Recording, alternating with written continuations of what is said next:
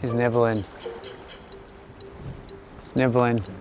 Well, this is relaxing. He's gone. No? Might have lost him.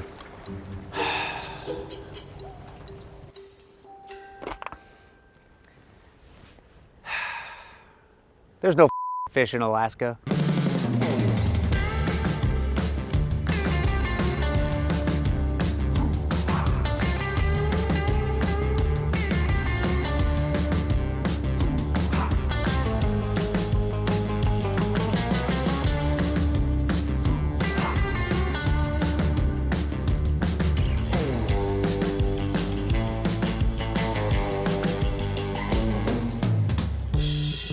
Gold prices are approaching all-time highs right now, and the biggest investors on the planet, they want in on the action. But to do that, they're gonna have to go further and further afield to find the truly big returns. So today we're gonna go to one of the most wild places on the planet, Alaska's Aleutian Islands, to check out Heliostar exploration. I've been a lot of places in the world, but almost nowhere as wild as this. After a quick layover in Anchorage, I'm flying west, into the Aleutian Islands.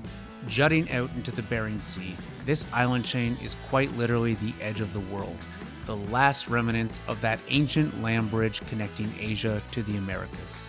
Remember when Sarah Palin said she could see Russia from her doorstep?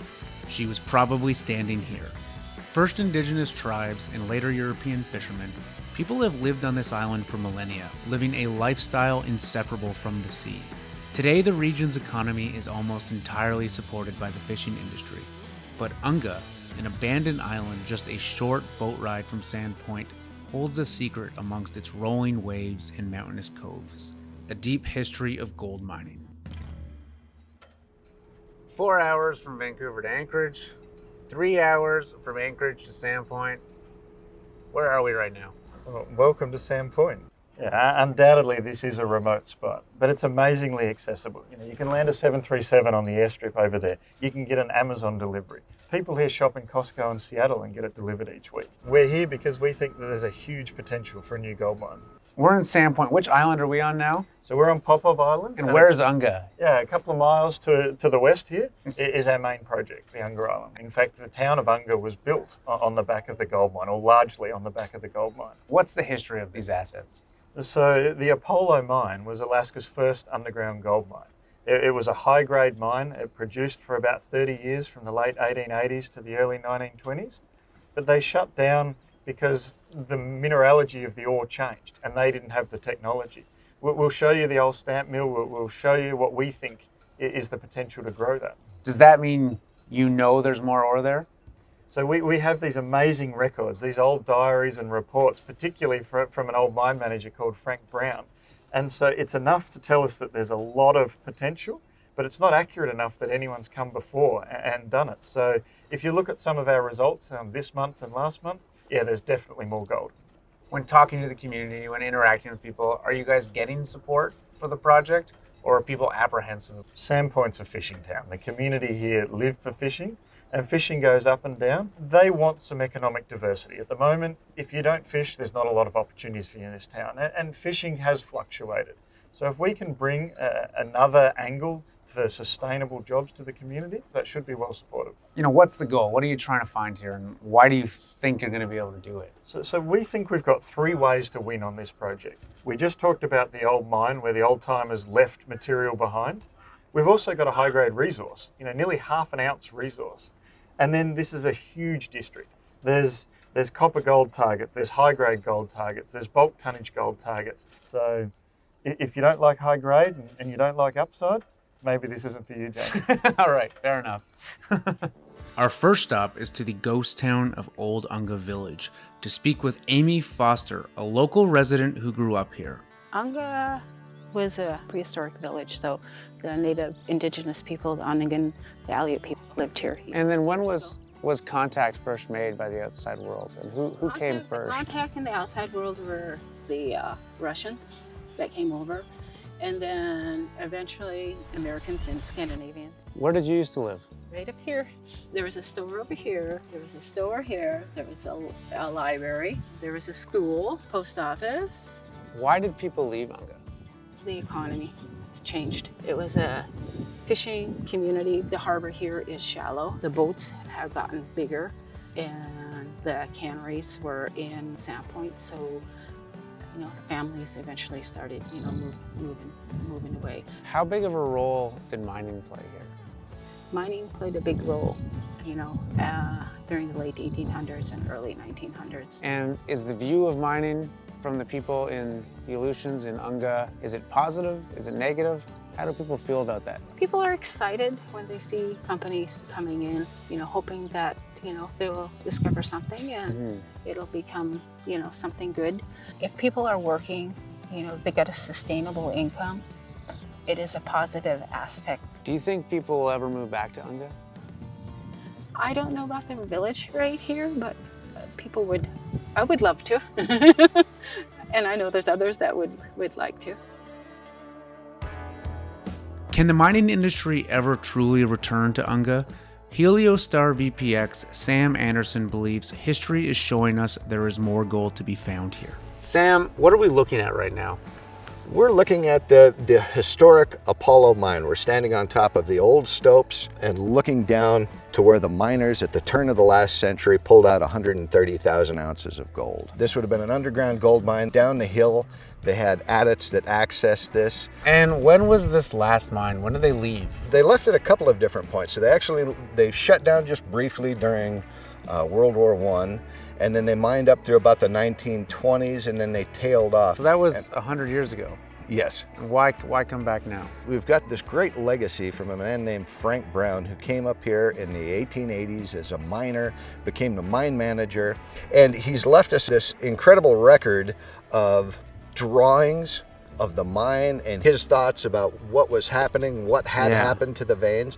And so we're stepping back and returning to those records and building off of those. Drawn by the person that obviously understood this deposit better than anyone else. Absolutely, the guy with the longest history on this deposit. I've been to mining projects all over the world. There are plenty of 100,000 ounce projects, 200,000 ounce projects.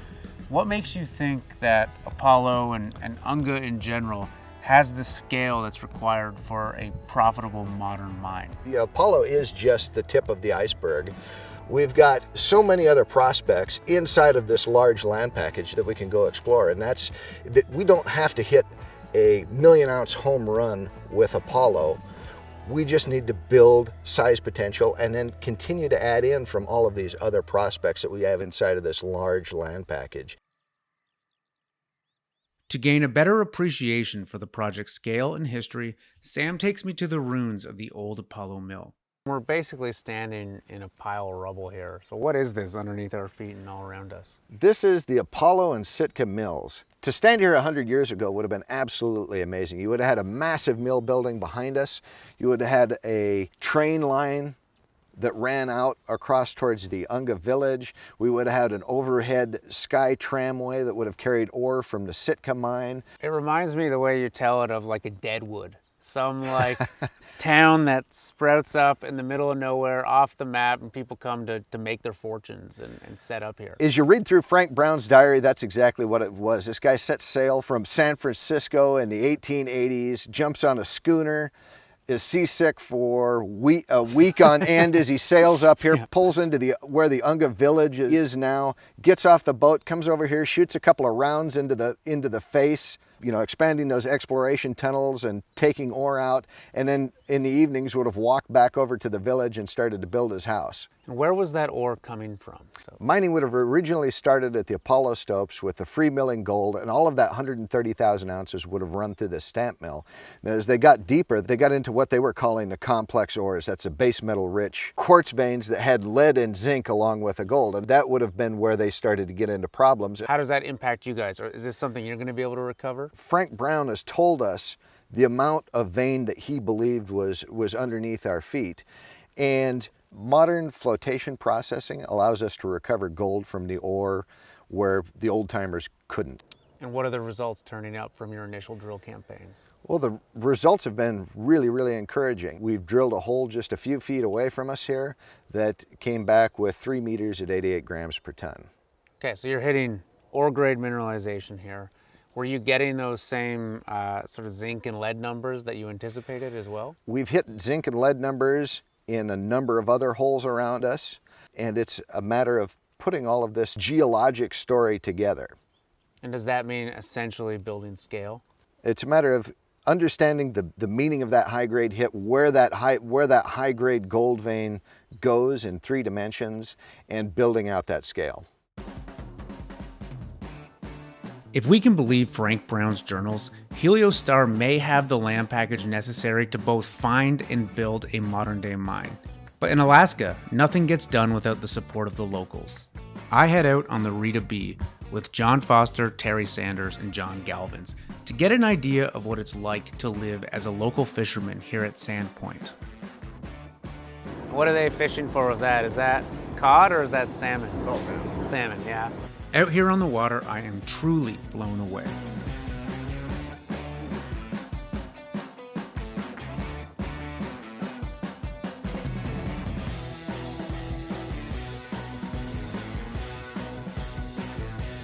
One of the things I love about this industry is it takes you to places that almost nobody ever gets to see. I just recorded, I don't know, half a dozen sea lions jumping off a rock into the ocean.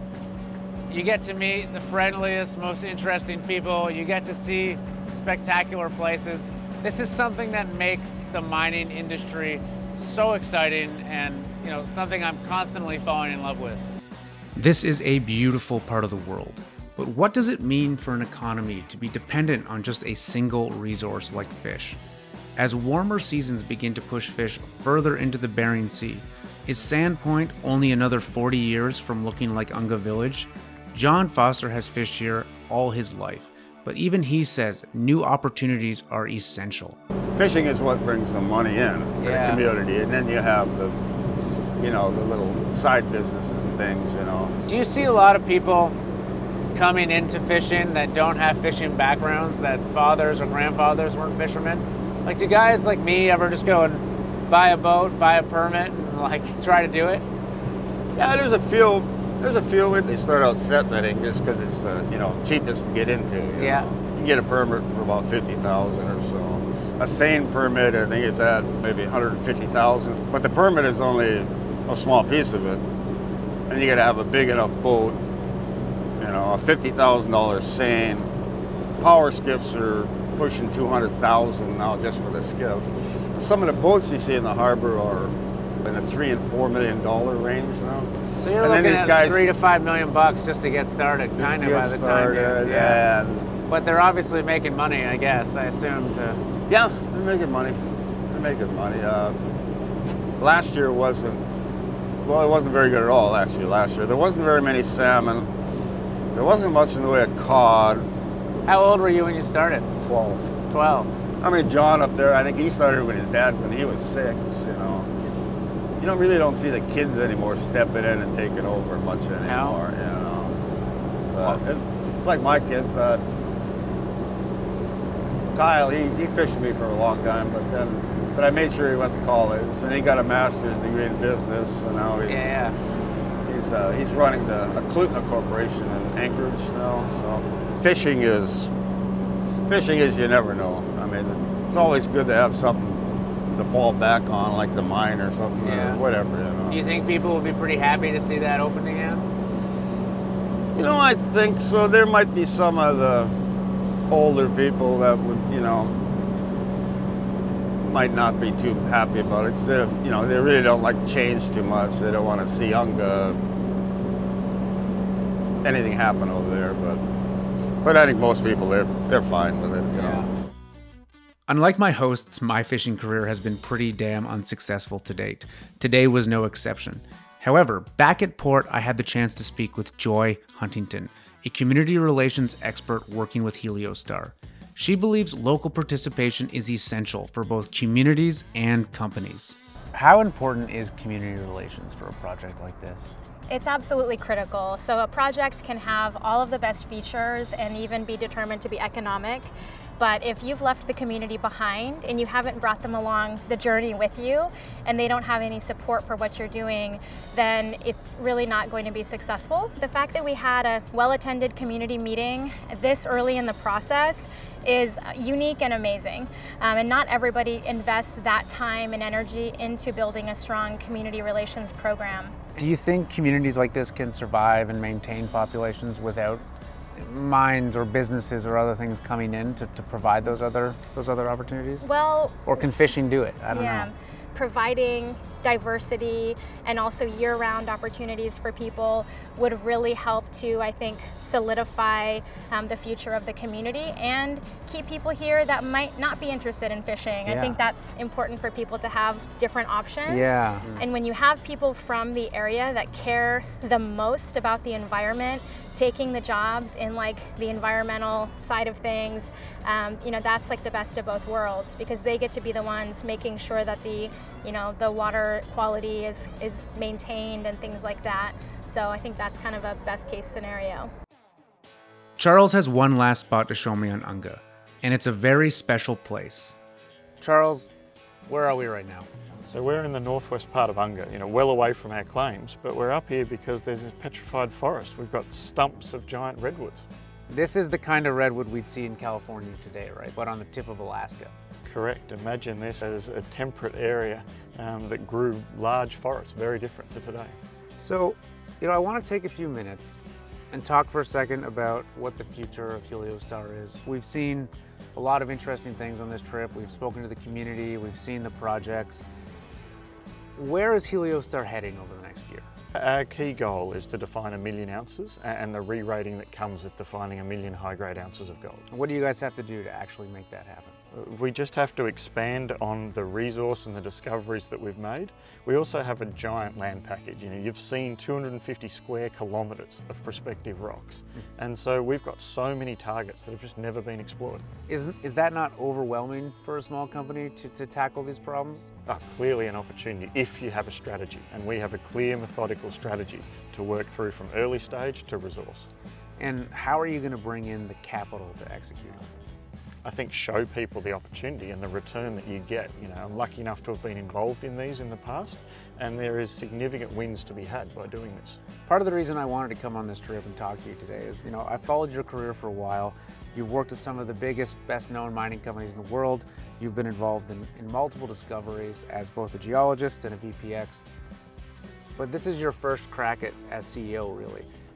How important is this to you? Incredibly.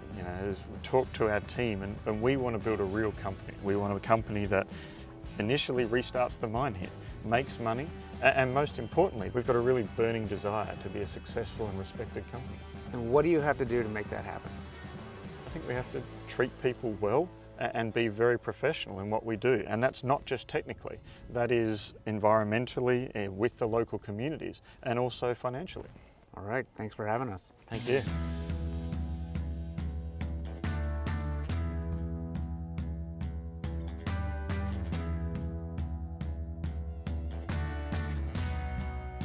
This has been a great site visit, truly the edge of the world. I thought that was going to be a problem coming into this, but Unga turned out to be really accessible by water.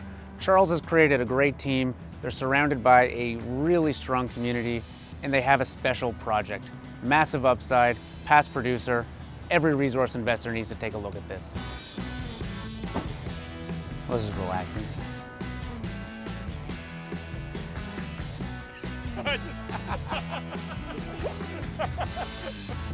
crushing up massive amounts of rock. So this is better than working. I